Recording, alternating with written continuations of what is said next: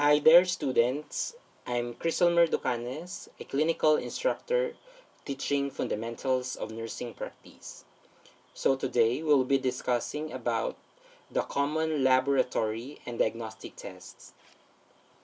So for the general principles in the care of clients undergoing diagnostic tests, so first we have to prepare the client physically and psychosocially prior to any laboratory or diagnostic test. We also need to provide privacy. There are some diagnostic procedures that your patients will expose their private parts. So all you have to do as a nurse, you need to cover them. You provide drapes or draw the curtains. Okay. Another one is to provide adequate information. It is very important to let your patient know about that particular laboratory or diagnostic test. And in that way, you will be able to reduce their anxiety with that particular procedure. Also, we have to take note of NPO. There are some procedures that would prepare the patient's bowel. So, for example, when the patient uh, is planned to have a whole abdomen ultrasound, so one of the preparation is to maintain nothing per orem from 10 p.m. until the procedure the following day. So NPO means nothing per orem. So that means the patient is not allowed to take solid foods or even drink something, okay, prior to the procedure.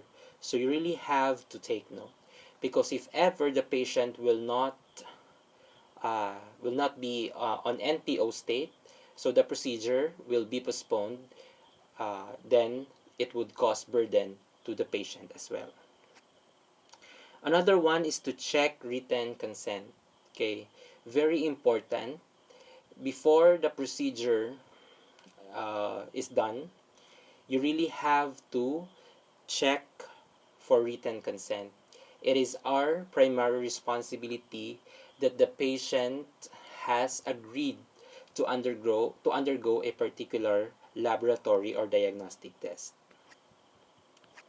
We also have to assess for allergy to seafood and iodine. Okay? There are some diagnostic tests that require the administration of contrast medium. Okay? So remember, one of the components of your contrast medium is iodine. So if the patient is allergic to iodine or to seafoods, he or she might as well have a reaction to that particular procedure. He might be experiencing anaphylactic shock caused by allergic reaction. Okay, very important to assess this. Another one is to assess for history of claustrophobia. When we say claustrophobia, it means that the patient has a phobia. The patient has a fear of closed spaces. There are some diagnostic procedures, for example, in a CT scan, where the patient's head is being inserted in a tunnel. So if the patient has that particular phobia or has that fear of closed rooms or closed spaces, he or she might experience panic. Okay, it will give him or her too much anxiety, which could cause maybe a problem during a procedure. So very important to assess for history of claustrophobia. We also have to increase fluid intake. There are some diagnostic tests, especially ultrasonography, okay, which uses an ultrasound waves. So remember that ultrasound waves are best transmitted by the help of fluids or water. So usually, if we have an ultrasound, we instruct patients to take 1 to 2 liters of water before the procedure. In that way, it could help in the transmission of ultrasound waves in order to detect abnormality in a particular organ where the doctor examines. Okay? We also have the abdomen. Okay, when examining the abdomen, we follow the IAPP pattern. When we say I, it means that we inspect the abdomen first. A, we auscultate the abdomen. After auscultating the abdomen, we percuss the abdomen. P. Then the second P stands for palpation. So it's somewhat different in the usual pattern that we use when we examine other parts of the body. Why so? Because vowel sounds can be easily altered when we palpate or percuss the abdomen. So that is the reason why auscultation comes first before palpation. And that's the main reason why there is a change of pattern. Okay? Also, there should be no abdominal palpation if with tumor, especially in the liver or in the kidneys. Okay? So remember, if we palpate the abdomen with tumor in the livers or in the liver or in the kidney, it could be dislodged, and the dislodgement could cause a massive bleeding. Remember, your liver and your kidneys are highly vascular, so there will be a lot of blood vessels there. If ever the tumor will be dislodged, so there would be a massive bleeding, and the patient could undergo to shock, and eventually it will lead to die, and it will lead to death. Okay, we also have to examine the abdomen. So all we have to do is to instruct the patient to flex the knees. In this way, the abdomen relaxes. Okay, so when the abdomen relaxes, the nurse or the doctor can easily examine the abdomen appropriately. We also have the abdominal sequence when we percuss or when we palpate the patient, the abdomen of the patient. So first we have to have the right lower quadrant followed by the right upper quadrant. Then the LUQ means the left upper quadrant. Then LLQ, the left lower quadrant. We need to also to examine the chest in sitting and upright position. The main rationale for this is when the patient is in upright or sitting position, the lungs expanded. Okay, so if the lungs expand, the nurse or the doctor could easily assess the patient's respiratory function very well. Stand behind when examining lymph nodes or thyroid. So very important that when you examine these particular organs, you have to stand behind the patient. Darken the room for ophthalmoscopy, okay, for better visualization. The ophthalmoscopy means this is a tool or a device used to examine the structure of your eyes. Okay, so very important to darken the room so that the doctor could have a better visualization of the eyes. Obtain C and S specimen before the first dose of antibiotic using sterile technique. So C means culture and S means sensitivity.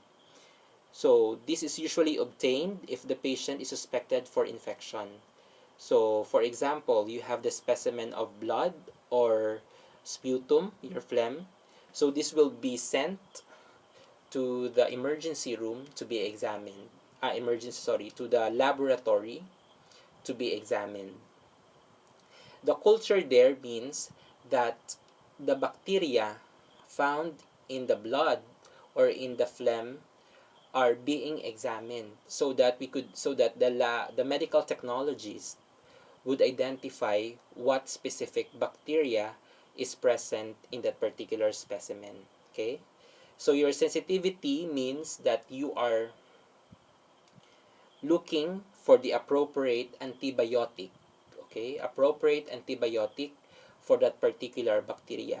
So once the bacteria is identified, so the medical technologists will perform the sensitivity test. So he or she will try different antibiotics to that bacteria. So whichever antibiotic uh, whichever antibiotic is appropriate for that bacteria, that antibiotic will be used on the treatment of the patient. Okay, because not all antibiotics is helpful, or not all antibiotics can kill the bacteria. There are specific antibiotics appropriate for that bacteria, and the sensitivity test could identify which antibiotic is appropriate for that bacteria. So that is why it is very important to have this test first before administering antibiotics, so that we could identify what appropriate antibiotic for that particular bacteria. And mind you, you should use a sterile technique when collecting your specimen for CNS testing. Okay. In examining female clients, female nurse must be in attendance. Okay. It's self-explanatory. So remember, if you're a male nurse and you have a female client or female nurse, you need to make sure to have with you a female nurse. Okay. Just to stand as a witness during that procedure. Okay, so we're done with the general principles and guidelines and in diagnostic test and laboratory testing. So now we have here the respiratory system. These are the common laboratory and diagnostic tests in respiratory system. So we have your MANTOUX test or your skin test. So PPD is used in this test, so purified protein derivative test. By the way, this MANTOUX test or your skin test, which is commonly called, this test for your exposure to tuberculosis, or the causative agent of your tuberculosis, your Mycobacterium tuberculi. Okay, so this test is performed to identify your exposure to that particular bacteria, and PPD is used for that, administered by intradermal injection. So as you could see on the screen, there is a picture there that there's a tuberculin syringe and the skin of the patient. So that manner of injecting is called your intradermal injection. And as you can see, there is a there's a bump developed on the skin of the patient injected. Okay, that is called the wheal or induration. Okay, that is the wheal or induration. So the fluid or the solution that you are injecting to that patient that formed a wheal or induration is the PPD, your purified protein derivative. Okay, so the interpretation for this is 48 to 72 hours post injection. So you have to instruct carefully the patient to never scratch or to never touch the injection site. Okay, 48 to 72 hours, he or she must return to you for the interpretation. So positive signifies exposure to Mycobacterium tuberculi. So meaning if you are positive, that means you have an exposure to Mycobacterium tuberculi. However, we also have standards to consider which one is positive and which one is negative. So, by the way, your BCG immunization will have a positive result. Yes, all of us here in the Philippines are immunized with BCG. Okay, so it is expected that we are all positive with this kind of testing. However, there are particular criteria that we need to consider for us to be identified of having a more than of the amount of exposure of the BCG. Okay, so the results. So positive with induration of 10 mm or more. So when the patient comes back to the nurse or to the doctor, so that induration, that bump or that wheal, that induration will be measured after 48 to 72 hours. If it reaches 10 millimeters or more, so the patient will be considered as positive for Mycobacterium tubercle bacilli exposure. Okay. So, however, if the patient has HIV, human immunodeficiency virus, or has an immune problems, so the induration of 5 mm is considered as positive. Okay. So these are the interpretation. So this is how you will interpret the MANTOUX test. So below 10 mm, so you are not considered positive. 10 mm and above, you are considered positive. That is for the normal person. However, if you are immunocompromised or if you have immune system problems, so 5 mm is considered as positive. So we also have your chest x-ray. So it uses a very small dose of ionizing radiation to produce pictures of the inside of the chest, used to evaluate the lungs, heart, and chest wall. So basically, what your chest x-ray does is to evaluate the structure of your chest, of your lungs, and of your heart. So instruct client to remove metals from chest because metals are radiopaque. So very important to instruct the patient to remove metals, okay, from his or her body. We also have your bronchoscopy and bronchography. Require insertion of bronchoscope. So we have here a bronchoscope. So as you could see in the picture, the bronchoscope is a tube. It is a fiber optic tube, which is being inserted through the nose of your patient, going to the bronchus or to the lungs. Okay, so before that, there is a pre-medication, meaning we administer medication prior to procedure. We administer anticholinergic to lessen the secretion of the patient. Okay, anxiolytics, that is to calm down the patients. Remember, you are inserting a foreign body inside your patient. So the normal reaction of your patient is to be anxious. Okay, he or she might panic. He or she might be uncomfortable during the insertion of that bronchoscope. So you have to administer anxiolytics to calm him or her down. Okay. Topical anesthetic spray. The topical anesthetic spray, purpose of administering this is to depress the gag reflex, okay, of the patient, as well as to reduce the amount of pain experienced during the insertion. Bronchography uses iodinated contrast medium than radiograph. So it is a different thing as compared to your bronchography. So you administer iodinated contrast medium, then you take X-ray. Radiograph means X-ray. Okay, so you administer iodinated contrast medium so that it could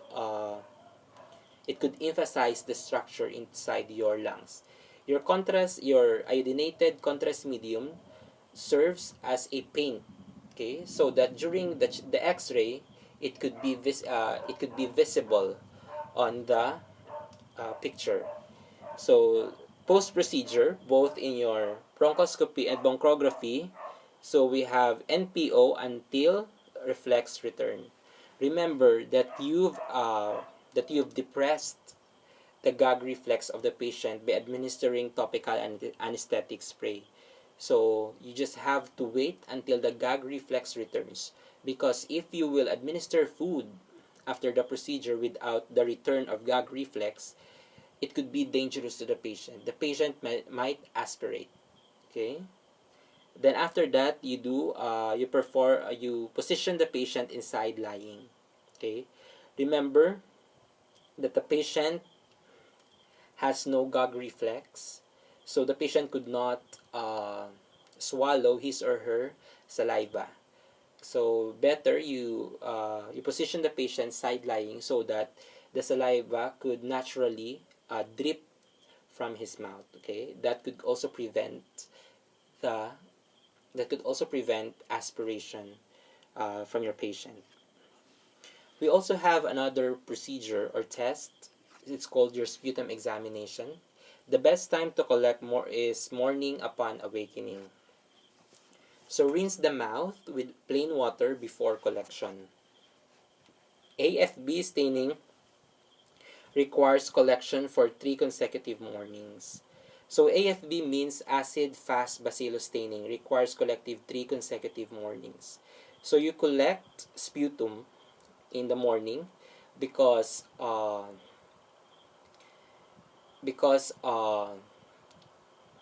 during night your phlegm or your sputum are being collected in your throat.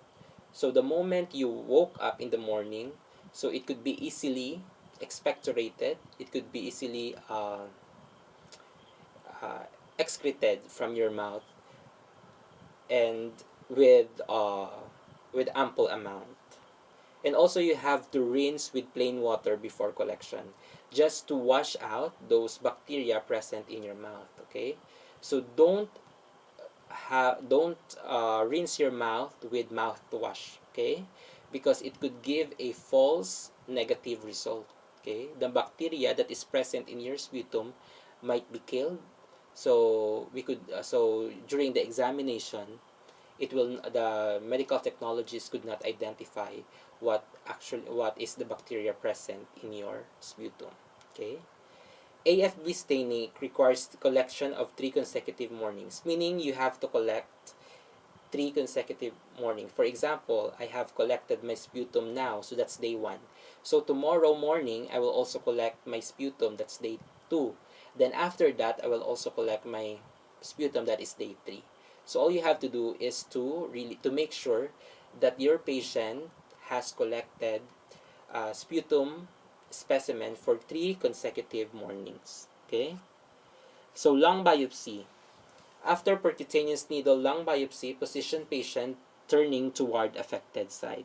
So very important that after lung biopsy, so by the way, we'll discuss about lung biopsy. So it is where you take a specimen from the lungs, then you examine it in the laboratory. For example, if you want to know if the patient has lung cancer or if there is any abnormal cells in that lungs, so you have to take a portion of the tissue and examine in the laboratory. That is called your lung biopsy. So in performing your lung biopsy, there is a big needle, okay, that is being injected on the patient's thorax. So as presented in the video, in the presentation, there is a needle being inserted in the posterior thorax of the patient. Then it would clip, or it would take a portion of that lung tissue. Then after that procedure, the patient is instructed to lie turning towards the affected side. Okay, it is very important that you have to instruct the patient to turn towards the affected side, because remember that your lungs is highly vascular, so there are a lot of blood vessels there, and since you have taken a portion of the tissue, so it could bleed somehow. So very important to turn towards the affected side so that it could create pressure on that side and could stop the bleeding. Okay, it could help. So that's the reason why. The reason why that we have to turn the patients towards the affected side is to put pressure on that site to stop the bleeding. Okay. We also have your arterial blood gas analysis. So arterial blood gas analysis assess ventilation and acid-base balance. Blood withdrawn from arterial artery. Allen's test pre-collection. Heparinized syringe is used. Collected specimen is placed in a container with ice. So basically, your arterial blood gas analysis is to assess the ventilation and your acid-base balance. Okay? So this is an arterial blood gas. So you collect blood from the artery, obviously. Then before collection of that blood from the artery, you need to first perform your Allen's test pre-collection. This is uh, to make sure the patency of that artery. Okay. Thoracentesis. So pressure sensation is felt during the procedure. So pneumothorax needle is inserted in the second and third intercostal space. Okay. So when you say thoracentesis, it means that you are injecting a needle from the pleural space so that so that the fluids from the pleural space will be drained so that the lungs would expand. Okay. So this is done if there is a collection of fluid in your pleural space. Okay. As you can see in the picture, there are three ways to inject the needle to the patient. So first we have A. As you can see, the patient had injected above the prescribed site of the patient, so it hits the lungs. So once the lungs is affected, so it could cause a problem. So letter A is wrong. We also have letter C. So letter C injected the needle below the prescribed injection site. So it hits the liver. So that could be a problem. Letter B, this is the appropriate site of injection. So remember, in letter B, you have injected the needle good enough to reach the pleural space, and it could drain out the pleural fluid. Okay, so once the pleural fluid is drained, the lungs expands. Okay, because the pleural fluid restricts your lungs, and remember, if your lungs is restricted, so there will be a problem in your ventilation process. Okay, so we have here, if you have pneumothorax, the needle is inserted in the second and third intercostal space. If you have pleural effusion, needle is inserted in the seventh or eighth intercostal space. Okay, so when we say pneumothorax, that means there is a fluid inside your pleural space. When we say pleural effusion, when we say pneumothorax, that means there is an air in your pleural space or pleural cavity. When we say pleural effusion, that means there is a blood or fluid in your pleural space or pleural cavity. Okay, so that's the difference between the two terms. Okay, so monitor for bleeding post procedure. Okay, so since you are injecting, so it's most likely that the patient could bleed, so you have to monitor bleeding tendencies. Okay, so we're done with respiratory system. Now we'll proceed with the cardiovascular and hematologic system. So we have here the complete blood count and erythrocyte indices. Erythrocyte indices, your MCV, MCH, and MCHC are best indicators of anemia. So increase of MCV and MCH is macrocytic anemia, and decreased MCV and MCH in microcytic anemia. Decreased MCHC in severe hypochromatic anemia, and low RBC, hemoglobin, and hematocrit in anemia. So you have to remember these indicators. Okay, so if you have this, so you would know what kind of anemia your patient is experiencing. We also have your polycythemia. That means there is an increased RBC and hemoglobin. This indicates your hypoxia. Elevated WBC indicates infection. Neutropenia, agranulocytosis, low neutrophil count indicates low resistance to infection. Eosinophilia, elevated eosinophil count indicates allergy or parasitism. So remember these indicators, okay, of your complete blood count and erythrocyte indices. So we have your ESR, or your erythrocyte sedimentation rate.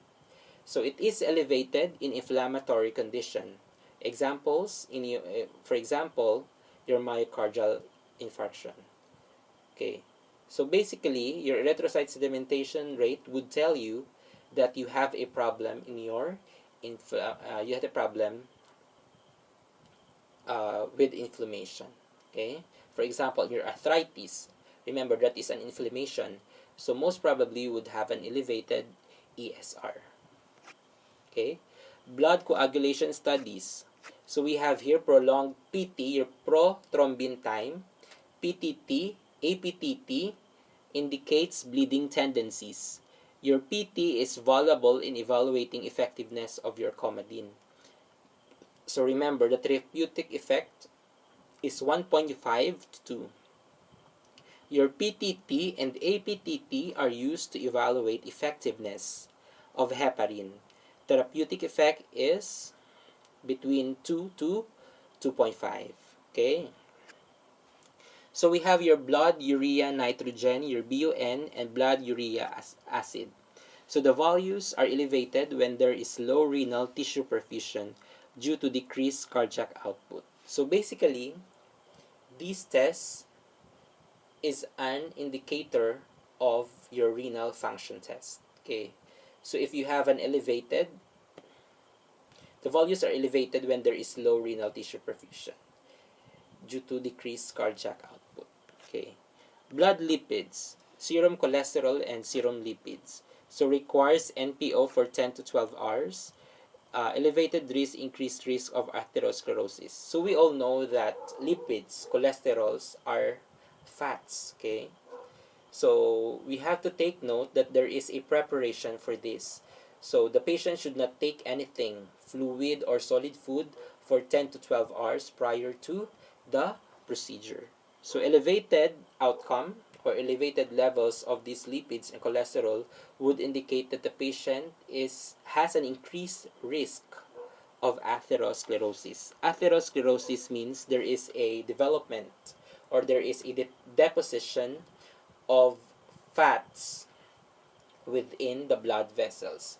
So remember, if the fats or the lipid or cholesterol are being deposited inside your blood vessels, it could affect the blood flow of your blood inside the blood vessels. Okay, so if that would affect, it would actually increase the pressure inside the blood vessels, causing hypertension.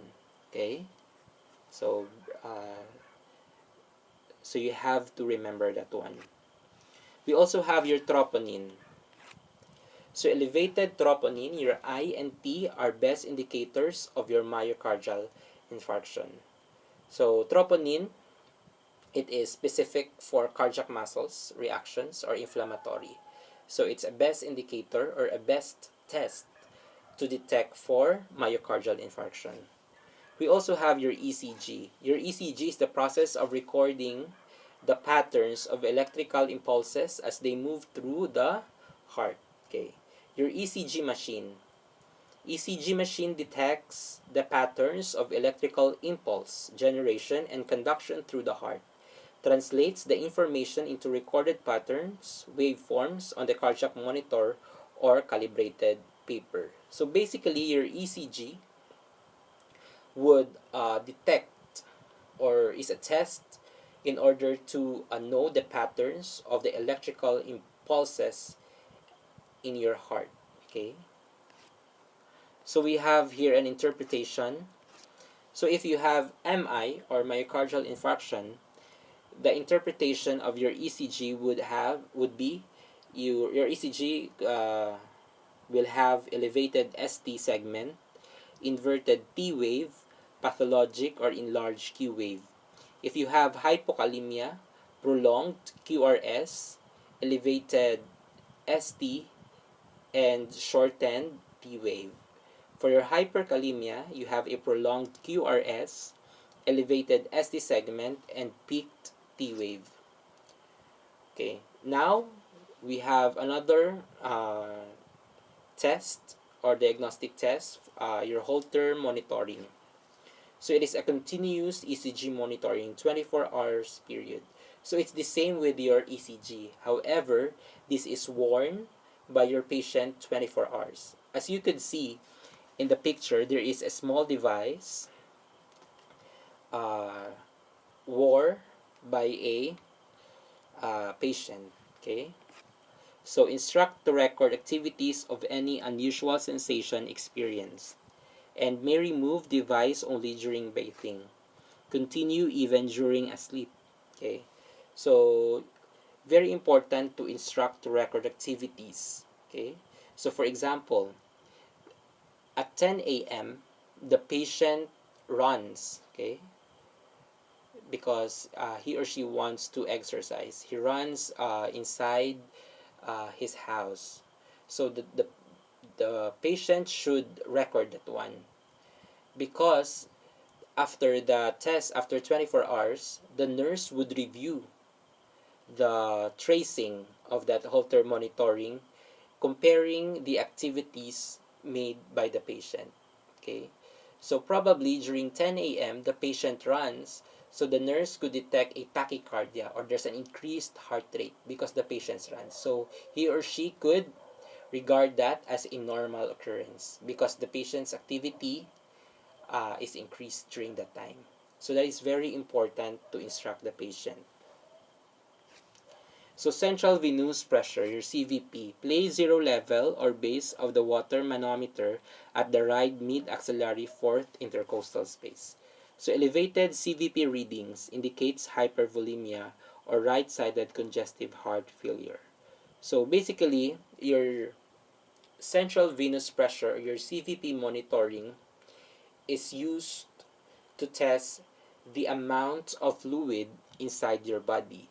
So if it is increased, that means you have a lot of water in your body. And if it is decreased, you will have the patient is probably experiencing dehydration. There is lack of fluid inside the body. So your CVP monitoring is used to is used to test the fluid status of the patient. We also have your echocardiography. When we say echocardiography, it uses ultrasound to assess cardiac structure and mobility. Okay, so this is commonly known as your 2D echo. Okay, this uses an ultrasound wave to detect your cardiac structure as well as the mobility. Okay, the mobility of your heart. So Doppler ultrasonography. When we say Doppler ultrasonography, it permits the assessment of arterial and venous flow in the lower extremities with the use of a probe moved over a skin surface. Okay. If you want to assess the arterial and venous flow of your lower extremities, your legs, you use this one. Okay. We also have your ultrasonic duplex scanning. Okay, localizes site of vascular obstruction, evaluates the degree of narrowing and the amount of vascular reflux, and detects deep vein thrombosis. So as you can see in the picture, there is a transducer and the blood vessels. So that transducer is being put on the surface of the skin of the patients where your blood vessels are found. Okay, so that detects the degree of narrowing and the amount of vascular reflux of your blood vessels. We have your plethysmography, evaluates your venous insufficiency. Okay, so that is the purpose of your plethysmography. Arteriography and venography, so assess for allergy to seafood and iodine before the procedure. So basically, you have to administer a contrast medium to the patient. Then after that, you perform radiograph. Okay, remember that your contrast medium or serves as a paint, so that during the radiograph or during the x-ray, the artery and the veins is visible. The arteries and the veins are visible. Okay, and remember that before doing this procedure, you ask if the patient has allergies on seafoods or iodine. Okay, Trendelenburg test done to detect leg varicosities. Okay, so now we'll proceed with your gastrointestinal system, the common laboratory and diagnostic tests. So we have your carcinoembryonic antigen or your CAE. So elevated levels indicate the presence of your colorectal cancer. So this test is sensitive to detect any malignant cells of the patient, specifically your colorectal cancer. We also have your D-XYLOSE absorption test. So it indicates the presence of malabsorption disorders. Okay. So this test could be this test could have a specimen, could have a blood specimen or a urine specimen. Fecal analysis, GAIAC test, fecal occult blood test or your FOBT. So this test, your GAIAC test or GAIAC test, stool exam or FOBT, this is done in order to look if there is any bleeding in your gastrointestinal tract. So you collect the feces of the patient and you examine that, and you send it to the laboratory to be examined if there is presence of blood in the stool. Okay, so the preparation for this is there should be no red meats or poultry for 3 days. Okay, because this could mean false positive result. Withhold iron, steroids, and safe for 48 hours. Remember, your iron causes your stool to be darkened. Okay, so that could be mistaken as a blood. So we have to hold that 148 hours before the procedure. Steroids and NSAID causes a gastric bleeding. Okay, so we have to avoid that 48 hours before the procedure. So for the usual fecalysis, the main reason for that is to detect or for detection of ova and parasites. Send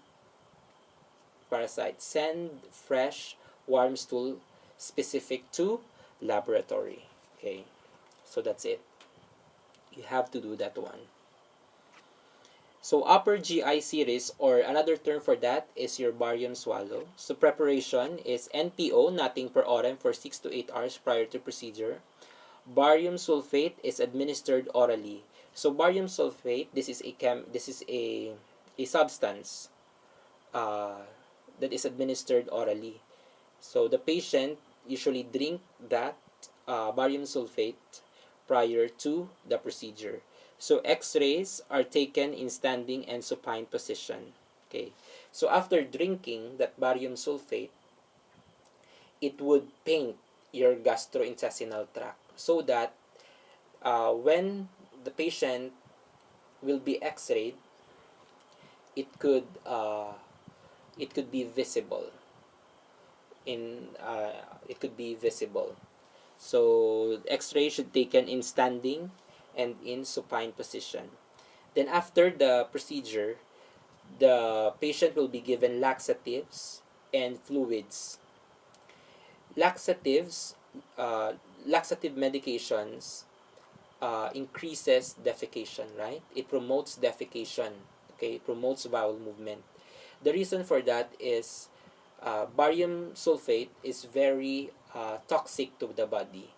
So, by using laxative, you are actually eliminating those barium sulfate from the body, as well as drinking lots of fluids. And the reasons for those two, why we administer laxatives and fluids, is to actually drain out, to eliminate that barium sulfate in the body of the patient. We also have your lower GI series or your barium enema. Okay. So by the way, going back to upper GI series and barium enema. So we use this procedure if we want to examine the upper gastrointestinal tract. Okay. So that means when we say upper gastrointestinal tract, that includes your esophagus, your stomach. When we say lower GI tract, that includes your intestine. Okay. So we have here preparation for the test includes NPO for 6 to 8 hours, laxatives the night before the procedure, and cleansing enema in the morning of the test. So remember, lower GI series is also known as your barium enema. So in your upper GI series or your barium swallow, the barium sulfate is being administered orally. However, in your lower GI series or your barium enema, you are using a cleansing, you are actually using a cleansing enema in the morning of the test, because you will administer enema anally. So care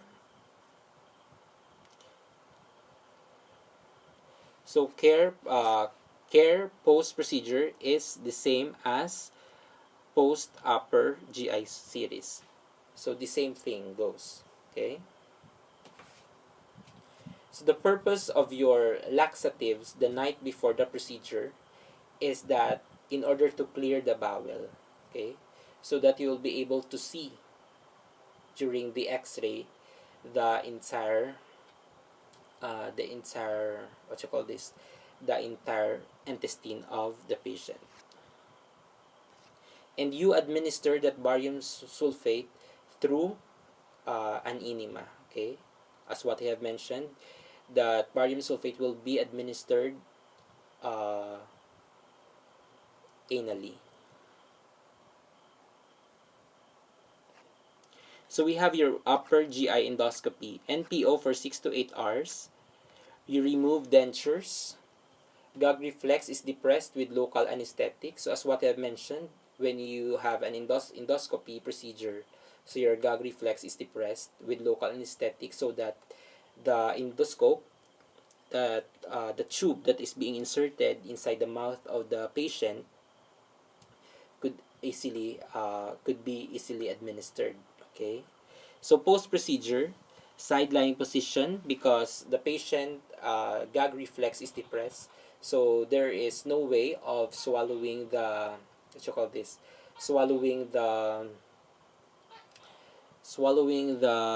saliva. So better yet, you position the patient in side lying so that it will flow naturally from his mouth.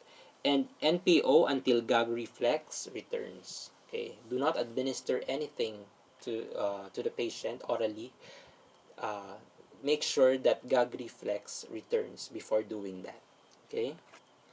Lower GI endoscopy. When we say lower GI endoscopy, by the way, when we say upper GI endoscopy, that examines your mouth and your esophagus and your stomach only. When we say lower GI endoscopy, we examine the intestines, because it is the lower GI, lower gastrointestinal tract, that we are examining. So we have your procedure called proctosigmoidoscopy. Okay, proctosigmoidoscopy. Okay. So preparation for this is NPO for 6 to 8 hours, laxatives the night before the test, place in knee, chest, or lateral position during the procedure, and post-procedure, assess for perforation and vaginal stimulation. So an endoscope, a proctosigmoidoscopy, there is a scope which is being inserted anally. Okay, so proctosigmoidoscopy anally, so until the sigmoid colon only. Okay, because if it reaches above the sigmoid colon, it is another procedure. So we have to make sure that when we perform proctosigmoidoscopy, so proctosigmoidoscopy, our intention to examine is until sigmoid colon only. Okay, from anus until the sigmoid colon only. Okay, so post procedure, it's very important to assess for perforation because you might perforate. Okay, you might perforate the intestine. So if the intestine will be perforated, it could cause bleeding.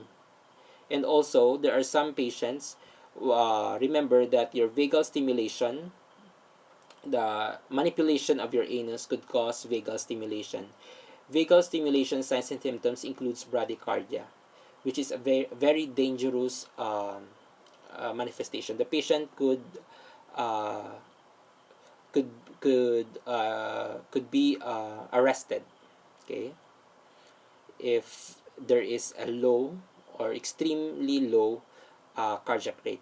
So, okay, that is caused by your vagal stimulation. Your lower GI series, we also have another one, your colonoscopy. So remember, in your lower GI series, we have two procedures. We have the proctosigmoidoscopy and we also have your colonoscopy. So in your colonoscopy, the preparation is the same as the proctosigmoidoscopy. You place in side-lying position with knees flexed. Okay, so in order to properly maneuver the scope. Okay, so that is the reason why it is placed in side-lying position with knees flexed, because of the anatomical structure of your large intestine. So that means when we are using your lower gastrointestinal endoscopy, your colonoscopy, sorry, your colonoscopy, we are examining structure from your anus going to the last or uh, to the going to the going to the first segment of your large intestine. Okay, so that is the part where we examine your that's the entire colon. Okay, we examine the entire colon in colonoscopy. Okay, post procedure, same as your proctosigmoidoscopy. Okay, the same thing. We need to position the patient in side lying position, and we should not administer any food or drink to the patient until gag reflex returns. Okay, so remember, when we say proctosigmoidoscopy, we we only examine structures from the anus going to the sigmoid colon as depicted in the picture. But when we say colonoscopy, it examines the entire colon. So from the anus going to the first segment of your large intestine. So that is your colonoscopy. We also have your ultrasound of the abdomen, liver, gallbladder, and pancreas. So NPO for 8 to 12 hours, laxative the night before the test so that to clear the bowel for better visualization during the ultrasound. And I think that's it. Okay. It's basically an ultrasound. So all you have to do is to have the patient maintain NPO for 8 to 12 hours, laxatives the night before the test for better visualization during the ultrasound the following day.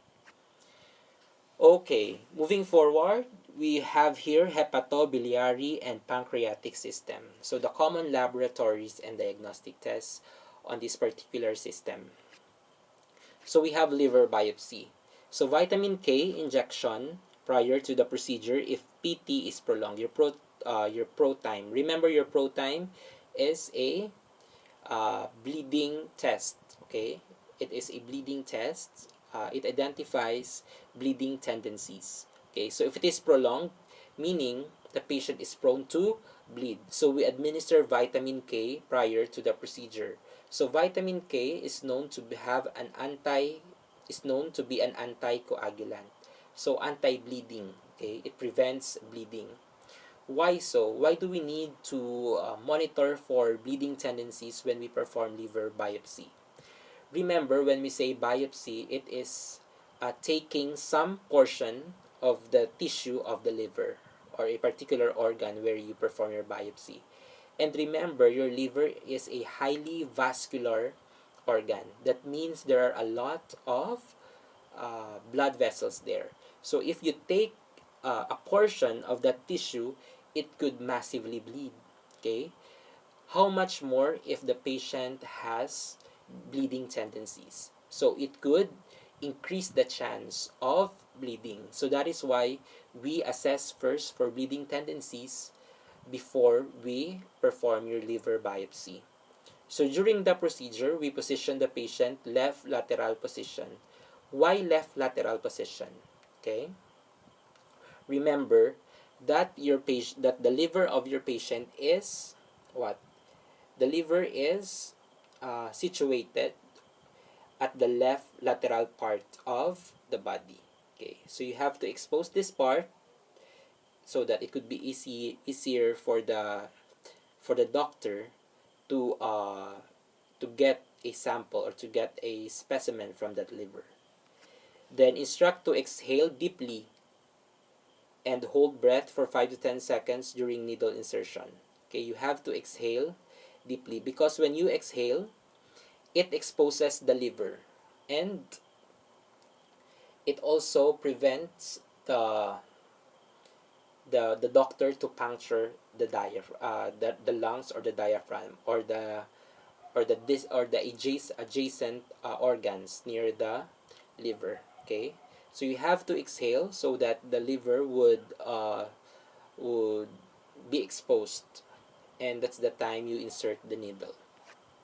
So post procedure, right side lying for 4 hours. Why right side? Okay. Okay. Why right side? Okay. By the way, during the procedure, you have to position at the left lateral position, okay? So that your liver at the right side of your body will be exposed, okay? So during the post-procedure, you have to lie on the right side of your body for 4 hours. So the same reason, okay? It could add pressure on that punctured side, okay, to prevent bleeding as well. Okay, it could add up pressure to prevent bleeding. That's the reason why we have to position the patient on the right side after the procedure for 4 hours. Paracentesis. So paracentesis, this means that you are actually draining excess amounts of fluid inside the abdominal cavity of the patient. It is the same concept with your thoracentesis. However, your paracentesis is specific for the abdominal cavity. If you have an excess fluid in your abdomen, the doctor will advise you to undergo with your paracentesis procedure. So before you perform your paracentesis, you need to check for vital signs. You have to empty the bladder prior to procedure. So remember, this is a very important instruction that you will be making for your patient. Okay, this emptying of bladder prior to procedure prevents the doctor to puncture your urinary bladder. Okay, you have to empty it first so that the tendency of puncturing it will be lessened or it will be avoided. Okay, place in upright and sitting position. Okay, upright or sitting position so that you could actually expose your abdomen. And post-procedure, monitor for hypovolemic shock and peritonitis. Okay, when we say hypovolemic shock, this means that there is low fluids or blood circulating in the body. Okay, so that would lead you to shock. When we say peritonitis, itis means inflammation. Peritoneum, that means it's in your abdomen. Okay, this usually happens if the needle that you have inserted during the procedure is contaminated with bacteria. okay, that could cause inflammation and infection to the patient. So we also have your endoscopic retrograde cholangiopancreography, or your ERCP. So ERCP is a procedure that enables your physician to examine the pancreatic and bile ducts. So it involves upper GI endoscopy for contrast medium. So very important to assess for allergy to seafoods and iodine. And for post-procedure, NPO until gag reflex returns and turn to sides. Okay, so somewhat the same with other procedures. Okay. Ultrasound of the gallbladder, it is the most definitive test to detect gallstones. Okay, the most definitive test to detect your gallstones. So now let's proceed to your endocrine system. These are the common laboratory and diagnostic tests. So first we have your glycosylated hemoglobin, or your hemoglobin A1C. The most accurate indicator of diabetes mellitus, it reflects glucose levels for the past 3 to 4 months. Okay, so this test is actually intended for if you want to know if the patient is actually a good has a good compliance in terms of his or her treatment or medication. So it reflects the glucose level for the past 3 to 4 months. We also have your thyroid function test, your T3, T4, RAIU, or your radioactive iodine uptake. So these are increased in hyperthyroidism. Remember, your thyroidism, hyperthyroidism, there is a problem in your metabolic function. So you have an increased metabolism. That means you have a hyperthyroidism. Hyper means increased. When we say decreased in hypothyroidism, meaning the metabolic rate or your metabolism is decreased. Okay, so take note of that. We also have your thyroid scan. It helps determine whether the tumor is benign or malignant. Fine needle biopsy. It is done to confirm malignancy. Okay, so just have to insert it. It's like a biopsy, but it uses a fine needle. So you get a portion of that particular organ, specifically the tissue. You get a small portion of a tissue. Then you examine it in the lab. Then it will be sent to the laboratory to be examined. Okay, for malignancy. We also have your vanillin mandelic acid, your VMA test. It is done to detect pheochromocytoma. Your VMA is the metabolite of your epinephrine. So 24 hours urine specimen. You need to instruct the patient to avoid in 24 hours coffee, tea, chocolate, banana, vanilla, and aspirin, because this could alter the result of the test. And elevated, it means you have a pheochromocytoma. When we say a pheochromocytoma, it is a tumor in the adrenal medulla. So meaning, if you have this condition, your pheochromocytoma, you have an increased epinephrine. So remember, if you have an epinephrine, too much epinephrine in the body, everything increases. Increased heart rate, you have increased BP, you have increased metabolic rate. So everything increases. So that would be a problem, because if your body is exhausted, it could lead to death. Okay, so this test uses a 24-hour urine collection. Okay, so the specimen that is being used here is urine. So later in these slides, we'll be discussing about 24-hour urine collection. Okay. Next, we have your genitourinary system, the common laboratory and diagnostic test. So routine urinalysis. So collection in the morning upon awakening. Cleanse external genitals with soap and water. So very important to cleanse the external genitals so that we could avoid the contamination of the specimen of your urine. Discard the first flow of urine. Collect the midstream, then discard the last flow. Okay? Because the first flow could be contaminated because it touches the external part of your organ. Then you have to collect the midstream and discard the last flow. Label properly and send immediately to labs. So we also have here 24-hour urine collection. First, you have to discard the first voided urine. Collect specimen thereafter. Include the last voided specimen. If a patient was if a specimen was discarded, restart the collection the following day. Okay. So the process here is you have to collect all the urine specimen for 24 hours. Okay? So anything that is missed, you have to repeat the procedure again the following day. Okay? So that is your 24-hour urine collection, and this urine will be put in a large container. Okay? Then it will be refrigerated. Okay? So every time the patient urinates, so all you have to do is to put that in a container, then after you refrigerate. Okay? So that's it. You will do that for 24 hours. So creatinine clearance. So it is a best indicator of glomerular function.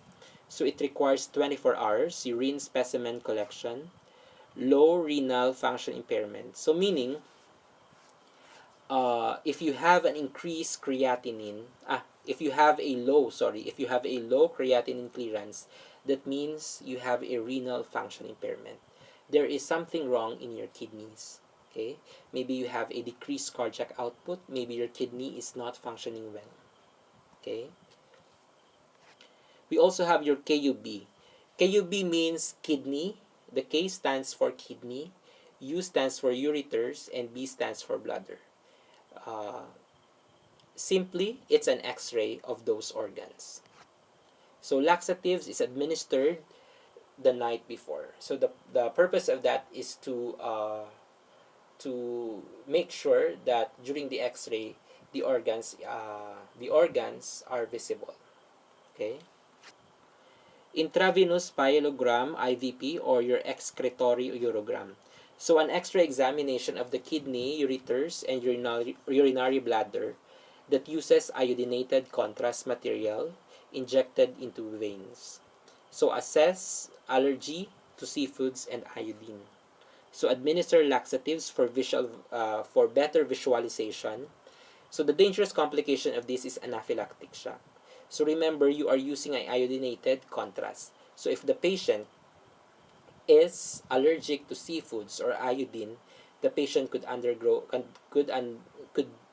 an anaphylactic shock. So very important to assess this before the procedure. Okay? Anaphylaxis means an allergy that causes you not to breathe, that causes you an impairment. Your airways are blocked, okay, because of swollen airways. So that is anaphylactic shock. So ultrasound of the kidneys, ureter, and bladder. Distend the bladder by giving 2 glasses of water. Instruct to withhold voiding. Permits better transmission of high frequency sound. So the same preparations and the same consideration when you perform ultrasound with other organs. You have to take water before the procedure because water permits better transmission of high frequency sound, your ultrasound. Renal biopsy, you have to check the coagulation studies. Remember, your kidneys, okay? Your kidneys are highly vascular, so you have to check for bleeding status of the patient. Place in prone position because remember, the kidneys are actually situated posteriorly. So posterior procedure, placed in supine position. So after the procedure, you have to place in supine position with small pillow or rolled towel under the posterior lumbar area because that gives pressure as well. That gives pressure on the affected side, okay, to prevent also bleeding. Okay, so moving on, we'll proceed with the nervous system, common laboratory and diagnostic test. So we have your CAT scan, okay? Assess for allergy to seafoods and iodine if done with contrast medium. Assess for claustrophobia. This is what I have mentioned. If the patient has fear on closed spaces, okay. So we have to remove metallic items from here. Okay, so these are the consideration of your CAT scan. We also have your electroencephalogram or your EEG. So provide hair shampoo prior to procedure. Very important to perform hair shampoo before the procedure, because you will be putting electrodes on your hair, on the hair of the patient. Then if it's too much oily, for example, the patient has not able to take a bath, or has not able to shampoo his or her hair, so there will be oil on the surface of your scalp. So it's very difficult to attach the electrodes on your hair, on your scalp.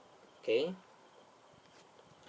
so you have to avoid caffeine, anticonvulsants, and stimulants for at least 24 hours prior to procedure, because this could affect the result of the test. We also have your electromyography, or your EMG, and nerve conduction velocity, or your NCV. It is done to diagnose neuromuscular disorders. So electrode needles will be inserted into the muscle with mild discomfort. So as you can see in the picture, there is a small needle which is that are being inserted on the muscles of the patient. So we have your lumbar puncture procedure. You have to place in lateral knee chest position. This position exposes uh, the injection site of your lumbar puncture. So label the specimen post-procedure, placed in flat position for 6 to 8 hours to prevent spinal headache. So spinal headache is due to leakage of CSF through the dural hole. Okay, so that is why it's very important to position the patient flat position for 6 to 8 hours after the procedure.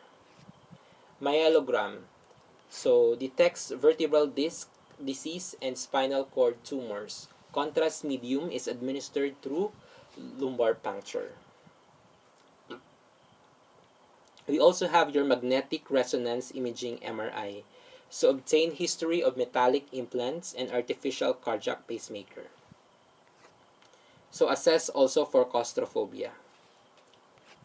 And you need to inform the patient that there will be a drum-like or knocking sound during the procedure. We also have your musculoskeletal system.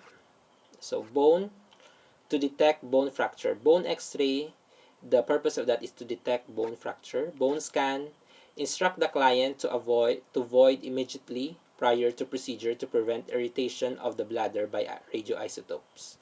Because we're using radioisotopes, so it's very important that after the procedure you have to eliminate those things, okay, because it's too irritating to the urinary bladder. So we have the eyes and ears. We have your Snellen test. So test visual acuity. The normal result is 20/20.